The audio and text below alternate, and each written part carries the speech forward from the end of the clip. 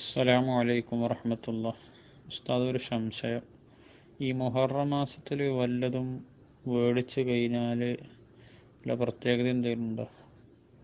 അതോ മുഹറം മാസത്തിൽ എന്തെങ്കിലും സാധനങ്ങൾ നമ്മൾ നഷ്ടപ്പെട്ട് കഴിഞ്ഞാൽ അതിൻ്റെ ബാക്കിൽ വല്ല ഭവിഷ്യത്ത് എന്തെങ്കിലും ഉണ്ടെങ്കിൽ അറിയിക്കുക. അസ്സലാമു അലൈക്കും. മറ്റൊരു മാന്യ സഹോദരൻ മുഹറം മാസത്തിൽ വല്ലതും മേടിക്കുകയോ വിൽക്കുകയോ അല്ലെങ്കിൽ വല്ലതും നഷ്ടപ്പെടുകയോ ചെയ്താൽ അതുകൊണ്ട് വല്ല ഭവിഷ്യത്തും ഉണ്ടാകുമോ എന്നാണ് ചോദ്യം. സത്യത്തിൽ അങ്ങനെയൊന്നും ഇതുവരെ എവിടെയും കണ്ടിട്ടില്ല. പൊതുവെ ആളുകളൊക്കെ അങ്ങനെ പറയാറുണ്ട്. ഒരു പുതുവർഷമാകയാൽ ആ തുടക്കത്തിൽ തന്നെ ഒരു ദുഃഖകരമായ കാര്യം ഉണ്ടാകുമ്പോൾ അത് കാരണം അവന് വർഷാവസാനം വരെ ദുഃഖമുണ്ടാകും എന്നുള്ളതിലേക്കുള്ള ഒരു സൂചനയാണെന്നൊന്നും അപലക്ഷണമാണ് എന്നും, നേരെ മറിച്ച് വളരെ ഹൈറായ കാര്യമാണ് തുടക്കത്തിലെങ്കിൽ അത് മുന്നോട്ടും അത് ഹൈറിലേക്ക് സൂചനയാണെന്നും, അതിൻ്റെ പേരിലാണ് പൊതുവെ മുഹറം മാസം മറഞ്ഞു കണ്ടാൽ അതുകൊണ്ട് തന്നെ പല ഭവിഷ്യത്തുകൾ ഉണ്ടാകുമെന്നും ഒക്കെ പറയപ്പെടാറുണ്ട്. ഇതിനൊന്നും പ്രമാണബദ്ധമായ അടിസ്ഥാനമൊന്നും കാണുന്നേ ഇല്ല.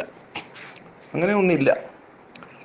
പൊതുവെ ബഹുമാനപ്പെട്ട ബദറുദ്ദീൻ അഷ്റഫുൽ ഖൽഖ് സ്വല്ലല്ലാഹു അലൈഹി വസല്ലം തങ്ങൾ പോകുമ്പോൾ സ്ഥലം ചോദിക്കുകയും സ്ഥലത്തിന്റെ പേരിൽ തന്നെ ബഹുമാനപ്പെട്ട നബി തങ്ങൾ എന്തോ ചില അനുചിതമായത് കേൾക്കുകയും ചെയ്തു എന്നൊക്കെ വിശദീകരിച്ചിടത്തിൽ നിന്ന് പൊതുവെ ചില സന്ദർഭങ്ങളിൽ അപലക്ഷണങ്ങൾ സുബലക്ഷണങ്ങൾ എന്നുള്ളതൊക്കെ അത് മുഅസ്സിറും തഅ്സീറും ഒന്നും അല്ല, പക്ഷെ അതൊക്കെ ഒന്ന് പരിഗണിക്കുന്നത് നല്ലതാണ് എന്ന് ചിലയിടങ്ങളിലൊക്കെ ഉണ്ട്. എങ്കിൽ പോലും ഈ പറഞ്ഞതുപോലെ ഒന്നും ഇല്ല എന്നുള്ളതാണ് മനസ്സിലാകുന്നത്.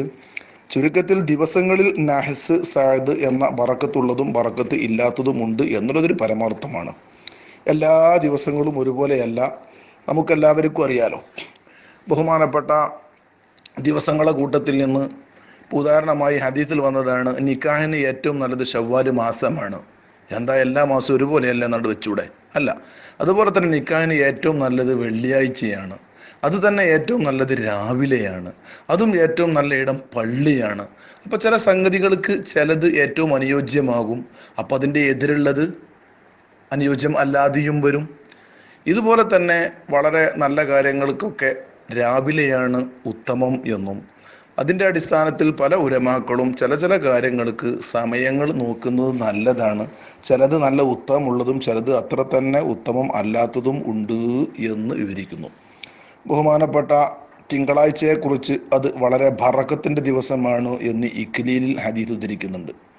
വെള്ളിയാഴ്ച വളരെ ബറക്കത്തിൻ്റെ ദിവസമാണ് എന്നുള്ളത് തുഹ്ഫ 7/216 കാണാം.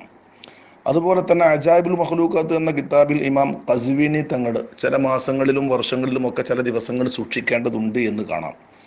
ചുരുക്കത്തിൽ പല ഉലമാക്കളും പല നിലക്ക് വിവരിച്ചിട്ടുണ്ടെങ്കിൽ പോലും നമുക്ക് വസ്തുനിഷ്ഠമായി അപഗ്രഥനം നടത്തുമ്പോൾ നഹ്സ് സാദ് എന്ന ദിവസങ്ങളിൽ വളരെ അനുയോജ്യമായതും അത്ര തന്നെ അനുയോജ്യമല്ലാത്തതും രണ്ട് വിധം ഉണ്ട് എന്ന് തന്നെയാണ് മുൻകാല ഉലമാക്കളിൽ നിന്ന് മനസ്സിലാകുന്നത്. ബഹുമാനപ്പെട്ട അല്ലാമ ജലാലുദ്ദീൻ സുയൂത്തി റളിയല്ലാഹു തആല അൻഹു തൻ്റെ അൽ ജാമിഉ സഗീർ എന്ന കിതാബിൽ ഉദ്ധരിക്കുന്ന ഹദീസിലൊക്കെ എല്ലാ അറബി മാസത്തിൻ്റെയും ഒടുവിലെ ബുധനാഴ്ച ഒരു നഹസിൻ്റെ ദിവസമാണ് എന്ന് ഇബ്നു അബ്ബാസ് റളിയല്ലാഹു അൻഹുമായ തൊട്ട് ഉദ്ധരിക്കുന്നതായിട്ട് കാണുന്നുണ്ട്. ചുരുക്കത്തിൽ ഇതിനോട് ഉപോത്ബലകമായ പല ഹദീസുകളും പല കിതാബുകളും ഉണ്ട്. തദടിസ്ഥാനത്തിലാണ് ചില ദിവസങ്ങൾ അത്ര തന്നെ നല്ലതല്ല എന്ന് ഉലമാക്കൾ രേഖപ്പെടുത്താനുള്ള കാരണം. അല്ലാമ ഷാലിയാത്തി റളിയല്ലാഹു തആല അൻഹുവിനെ പോലെയുള്ള മഹാത്മാക്കൾ എല്ലാ അറബി മാസത്തിലും 3, 5, 13, 16, 21, 25 ഒടുവിലെ ബുധനാഴ്ച ഇവ സൂക്ഷിക്കൽ നല്ലതാണ് എന്ന് പറഞ്ഞിട്ടുണ്ട്. അതുപോലെ തന്നെ പല മാസങ്ങളിലും പല ദിവസങ്ങളെ ഇതുപോലെ പരിചയപ്പെടുത്തുന്നുണ്ട്. ഉദാഹരണമായി മുഹറമിൽ 2, 9, 12 സൂക്ഷിക്കണമെന്ന് പറയുന്നുണ്ട്.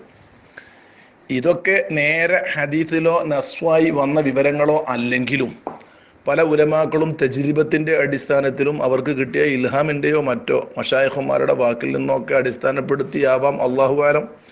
നേരത്തെ പറഞ്ഞതുപോലെ ലൈഫ് ആണെങ്കിൽ പോലും ചില ഹദീസുകൾ ദിവസങ്ങളിൽ ചില ദിവസങ്ങളെ പ്രത്യേകം നിങ്ങൾ സൂക്ഷിക്കണം എന്ന് പറഞ്ഞതായിട്ട് ഹദീസുകൾ തന്നെ ഉദ്ധരിക്കപ്പെടുന്നുണ്ട്. ഞാൻ നേരത്തെ പറഞ്ഞതുപോലെ ഇമാം ഖസ്വീനി തങ്ങൾ തൻ്റെ അജാബുൽ മഖ്ലൂഖാത്ത് 1-ാം വാള്യം 107 ബഹുമാനപ്പെട്ട ജാമിഉൽ സഗീറിൽ റിവായത്ത് ചെയ്യപ്പെടുന്ന ഹദീസിൽ ഇവിടെയൊക്കെ ഈ വിവരം പ്രത്യേകം എടുത്തുദ്ധരിക്കുന്നുണ്ട്. ചുരുക്കത്തിൽ ചില ദിവസങ്ങളും മാസങ്ങളും ഒക്കെ സൂക്ഷിക്കേണ്ടതുണ്ട് എന്നുള്ളതൊരു സത്യമാണ്. അതോടൊപ്പം തന്നെ പ്രത്യേകമായി പറയാനുള്ളത്, മുഹറം 1 മുതൽക്ക് 10 വരെയുള്ളത് എന്തും ചെയ്യാൻ പാടില്ലാത്ത, ബറക്കത്തില്ലാത്ത ഒരു ദിവസങ്ങളാണ് എന്നുള്ളത് ശരിയേ അല്ല. മറിച്ച് വളരെ നല്ല ദിവസങ്ങളാണ്. പക്ഷേ 1 മുതൽ 11 വരെയുള്ള ദിവസങ്ങളിൽ മുഅക്കദായ സുന്നത്ത് നോമ്പുള്ള ദിവസങ്ങളായിട്ട് ബഹുമാനപ്പെട്ട പല ഇമാമിങ്ങളും ഉദ്ധരിക്കുന്നുണ്ട്. ഏതായാലും ആശുറാവും താസുവാവും ഒക്കെ വളരെ ഫലവത്തായ സുന്നത്തുമാണല്ലോ. മുഹറം 1 മുതൽക്ക് തന്നെ 11 വരെ നോൽക്കലും പ്രത്യേക സുന്നത്താണ്. അതുകൊണ്ട് സൽക്കാരങ്ങൾ, കല്യാണങ്ങൾ പോലെയുള്ള വിഭവ സമൃദ്ധമായത്, അല്ലെങ്കിൽ വിഭവങ്ങൾ ഉണ്ടാക്കപ്പെടുന്നത്, ഭക്ഷണം ഒരുക്കപ്പെടുന്നത്, ആ എല്ലാ പരിപാടികളും നിർത്തിവെക്കുക എന്നുള്ളത് പണ്ടേ മുതലേയുള്ള ഒരു ചര്യയാണ്. അതുപോലെ തന്നെ അത്തരം കാര്യങ്ങളൊക്കെ പൊതുവെ ഏതൊരു പരിപാടിയാണെങ്കിലും എന്തെങ്കിലും ഒരു വെള്ളം കുടിക്കാനോ അല്ലെങ്കിൽ എന്തെങ്കിലും ഭക്ഷണം കഴിക്കാനോ ഉണ്ടാവുക എന്നുള്ളത് സ്വാഭാവികമാണ്. അപ്പൊ കുടിയിരിക്കലായാലും നിക്കാഹായാലും സൽക്കാരമായാലും കല്യാണമായാലും എന്തെങ്കിലും ഒരു അന്നപാനീയങ്ങളില്ലാത്തത് കുറവാണല്ലോ. അത്തരം കാര്യങ്ങളൊക്കെ മുഹറം 1 മുതൽക്ക് 12 വരെ നിർത്തിവെക്കുക എന്നുള്ളത് ഒരു വളരെ പ്രധാനം. 12 വരെ എന്ന് പറയാൻ കാരണം 12 നാസാണെന്ന് ഞാൻ പറഞ്ഞു. 11 വരെ നോൽമ്പ് സുന്നത്തുമാണ്. അപ്പൊ 12 കഴിയാൻ വെക്കും. ഇങ്ങനെയൊക്കെയാണ് വെക്കുന്നത് എന്നല്ലാതെ തീർത്തും മുഹറം 1 മുതൽക്ക് പൂർണ്ണമായ നഹസാണ്, മോശമാണ് എന്നൊന്നും തെറ്റിദ്ധരിക്കരുത്. അതുപോലെ തന്നെ പ്രത്യേകം ഒരു സാധനം പോയാലോ കിട്ടിയാലോ നഷ്ടപ്പെട്ടാലോ രോഗിയായാലോ അത് കാരണമായി അതുകൊണ്ട് എന്തെങ്കിലും ഒരു കെടുതി ഉണ്ടാകും അല്ലെങ്കിൽ വിഷമം ഉണ്ടാകും എന്നൊന്നും ആരും വിശ്വസിക്കേണ്ടതും ഇല്ല. മുഹറം വളരെ പവിത്രമായ ഒരു മാസമാണ്. അർബഅത്തുൻ ഹുറുമിൽപ്പെട്ട മാസമാണ്. അള്ളാഹു സുബ്ഹാനഹു വ തആല ബഹുമാനിക്കാനും ആദരിക്കാനും സൽക്കൽമ നിരതരാകാനും നമുക്കൊക്കെ അള്ളാഹു തആല തൗഫീഖ് നൽകുമാറാവട്ടെ. ഒടുക്കവും തുടക്കവും ഇടക്കും ഒക്കെ എല്ലാവിധ ഖൈറും ബറക്കത്തും നൽകി ഈ വർഷത്തിലും നമ്മെ അള്ളാഹു തആല അനുഗ്രഹിക്കുമാറാവട്ടെ.